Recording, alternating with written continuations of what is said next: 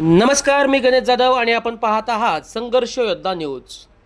आषाढी वारीच्या पार्श्वभूमीवर राज्य उत्पादन शुल्क विभागाने माळशिरस तालुक्यात मोठी धडक कारवाई केली आहे।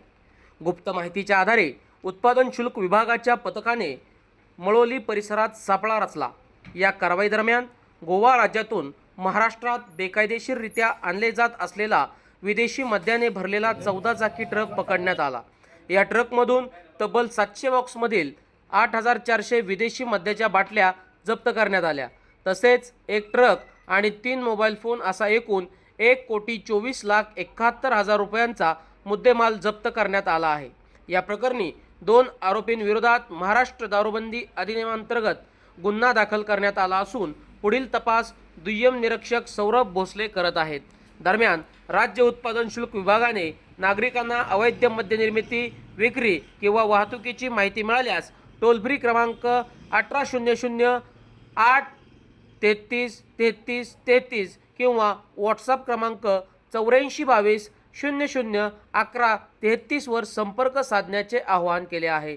अशाच ताज्या आणि अचूक विश्वासार्ह बातम्यांसाठी संघर्ष योद्धा न्यूजला सबस्क्राइब करा, व्हिडिओला लाईक करा, शेअर करा आणि बेल आयकॉनवरती क्लिक करा। धन्यवाद।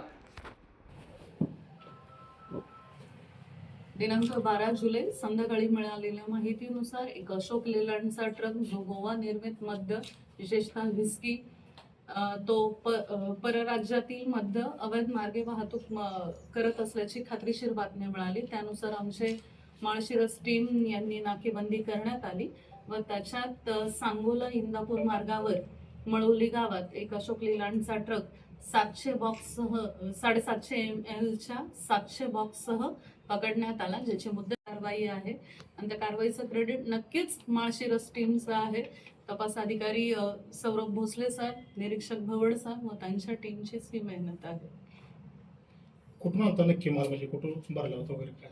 गोव्यातून, आणि गोव्याच्या व महाराष्ट्राच्या किमतीत जो फरक आहे मुद्देमालाच्या, त्याच्यामुळे गोव्याकडील माल येत असतो, पण ह्या क्वांटिटीवर आणि माळशिरसमध्ये अपेक्षित नव्हतं। म्हणजे आपल्या रेग्युलर कारवाया सुरूच आहेत की पुणे विषारी दुर्घटनेच्या पार्श्वभूमीवर सोलापूर एक्साइज ऑपरेशन समन्वय राबवत आहे, ज्याच्यात माननीय जिल्हाधिकारी एस कार्तिकेयन साहेब यांनी सर्व विभागांचं, ज्याच्यात वन विभाग झालं, महसूल विभाग झालं, पोलीस यंत्रणा, हे सर्वांच्या सहकार्याने आपली कारवाई वाढलेली आहे अवैध मद्य निर्मितीची।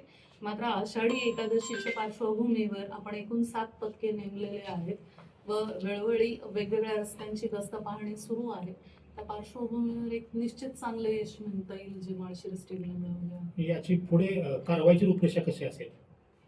सध्या तरी आता आरोपींना कोर्टात हजर केलं जाईल व पोलीस कस्टडी मिळवण्यासाठी प्रयत्न केला जाईल आणि निश्चितच की जिथून निर्मिती झाली किंवा जी लोक आपल्या जिल्ह्यातली सामील असतील त्याच्यावर कठोर कारवाई करण्यात येईल। मद्य लपवण्यासाठी जी त्यांनी आयडिया वापरली, अशा प्रत्येक कारवाईच्या वेळी वेगवेगळ्या सापडतात आयडिया।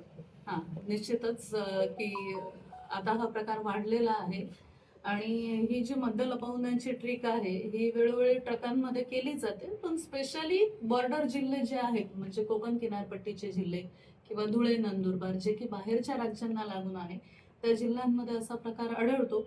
सोलापूरमध्ये मात्र अशा प्रकारची ही पहिलीच कारवाई आहे आणि तुम्ही व्हिडिओ पाहिल्यावर निश्चित लक्षात येईल की त्यांनी एक शुभ कंपार्टमेंट केलेलं होतं। खात्रीशीर बातमी नसती किंवा आमची टीम खात्रीशीर नव्हती, म्हणजे संध्याकाळपर्यंत मलाही बातमी थोडी उशिरा मिळाली, कारण माल निघेल याची खात्री, म्हणजे थोडी साशंकता होती। तुम्ही जर ट्रक पाहिला तर निश्चितच त्यांनीही नवीन पद्धतीचा वापर केला असं म्हणता येईल। गोव्यातून महाराष्ट्रामध्ये आणण्यासाठी किती क्वांटिटी लागते, म्हणजे परवानगी किती क्वांटिटी? अशी परवानगीच नाहीये। राज्य उत्पादन शुल्क हा विषयच राज्याचा असतो, त्याच्यामुळे प्रत्येक राज्याचं उत्पादन शुल्क वेगळं होतं व प्रत्येक राज्याच्या मद्याला धरून असलेले नियम बदलतात। तर आपला महाराष्ट्रातील निर्माण झालेलंच मद्य महाराष्ट्रात वापरलं जावं असा कायदा सांगतो, त्याच्यामुळे गोव्यातलं असू द्या किंवा कर्नाटकमधील असू द्या ते अवैधच मद्य म्हटलं पाहिजे। आता ही किंमत आपण दाखवली 1.25 कोटी, हे व्हॅल्युएशन गोव्यातल्या किमतीच्या का आपल्या किमतीनुसार? आपल्या किमतीनुसार 1.25 कोटी। याची मालकावर कारवाई होऊ शकते का मॅडम, वाईनच्या मालकावर? निश्चितच, म्हणजे मूळ उखडून काढणं व तपास नीट करणं हे पुढच्या अनुषंगिक स्टेप्स असतीलच। आणि त्याचा निश्चितच शोध घेतला जाईल पुढच्या टप्प्यात. आणि गोव्यापासून इथपर्यंत कितीतरी चेकिंग नाके येतात त्याचं कुठं सापडलं नाही का? नाही सापडलं, ते आहे सगळीकडे आपलं आपल्या चेकपोस्ट आहे. चेकिंगमध्ये कुठे तर त्रुटी आहेत असं वाटतं. स्टेट एक्साईजचे चेकपोस्ट आहे आणि दिवसभरात जेवढ्या संख्येने ट्रक पास होतात, तुम्ही ट्रकचा तो व्हिडिओ पाहिलेला असेल, म्हणजे प्रत्येक ट्रक थांबवून पाहणं ही खात्रीशीर बातमी असल्यामुळेच ते शक्य झालं. अदरवाईज ज्या संख्येत आपलं ट्रान्सपोर्टेशन आहे त्या संख्येत, आणि ते बाहेरनं दिसूनच येत नव्हतं, ते आमच्या टीमने तर सोडलं नाही किंवा खात्रीशीर बातमी असल्यामुळे, अदरवाईज कंपार्टमेंट असल्यामुळे माझ्यामध्ये प्रथम दर्शनी ते कोणालाच लक्षात आलं नसतं. आजकाल गुन्हेगारही नवीन नवीन युक्त्या वापरतात असं आपण म्हणू शकतो. माल मॅडम कुठं चालला होता नक्की? धुळे. धुळे. आता या मालाचं पुढं काय होणार? ते कोर्ट ठरलं. आपण आता काही लक्ष नाही, केलं पण म्हणजे गोवा धुळे नियमित वाहतूक चालली असं दिसतंय. तुम्ही व्हिडिओ बंद केल्यावर चालू शकेल.